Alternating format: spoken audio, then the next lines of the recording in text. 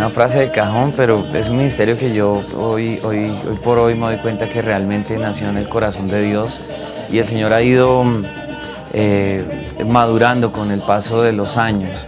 Es un ministerio que se conforma por muchas personas que tienen súper claro que Cristo es el único que da vida eterna y vida en abundancia. Estamos aquí hablando de lo que Dios ha dado y quiere darles a cada uno de ustedes también a través de la música que hacemos. Es un ministerio que utiliza la salsa como el medio, como el gancho para predicar el mensaje de Jesucristo.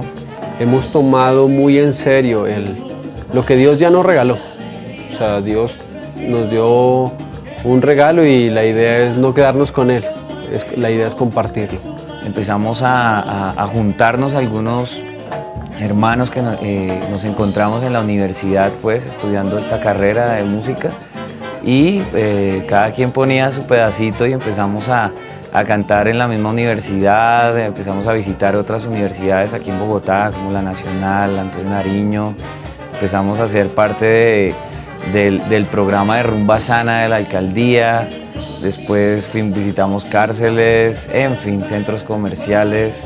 Los invitamos a que conozcan este trabajo que Dios nos está dando.